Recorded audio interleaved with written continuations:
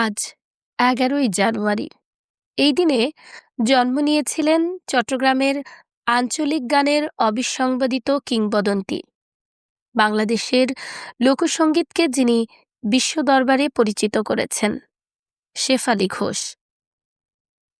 ১৯৪১ সালের এই দিনে চট্টগ্রামের বোয়ালখালী উপজেলার কানুনগোপাড়ায় জন্ম নেওয়া শেফালী ঘোষ ছিলেন শুধু একজন শিল্পী নন, তিনি ছিলেন একটি ধারার নাম, একটি অঞ্চলের কণ্ঠস্বর। প্রায় ৫ দশকের সঙ্গীত জীবনে তিনি সহস্রাধিক গান গেয়েছেন, প্রকাশিত হয়েছে ২ শতাধিকের বেশি অ্যালবাম।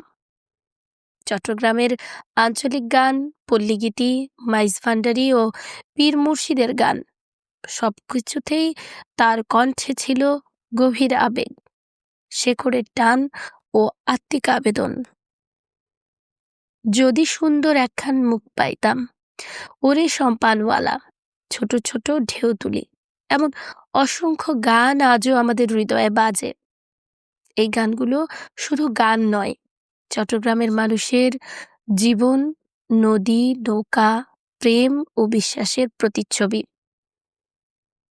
১৯৭১ সালের মহান মুক্তিযুদ্ধের সময় শেফালী ঘোষ স্বাধীন বাংলা বেতার কেন্দ্রের নিয়মিত শিল্পী হিসেবে কণ্ঠ দিয়েছেন স্বাধীনতার পক্ষে।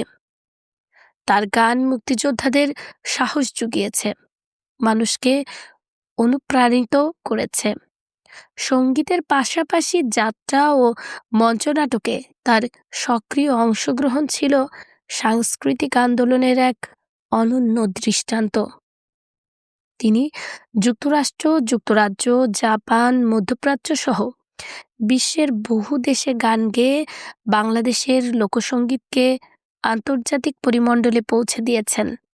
সহজ সরল জীবনযাপন, গভীর নিষ্ঠা ও শিল্পীর সততাই ছিল তার প্রকৃত পরিচয়। ২০০৬ সালের ৩১ ডিসেম্বর তিনি আমাদের ছেড়ে চলে গেলেও তার কণ্ঠ আজও বেঁচে আছে, নদীর ঢেউয়ে, সম্পানের মাঝির গানে আর চট্টগ্রামের মানুষের হৃদয়ে। জন্মদিনে গভীর শ্রদ্ধায় স্মরণ করি শেফালী ঘোষকে, যিনি ছিলেন আঞ্চলিক গানের চিরন্তন কণ্ঠ, আমাদের সাংস্কৃতিক ঐতিহ্যের অমর উত্তরাধিকার। শুভ জন্মদিন।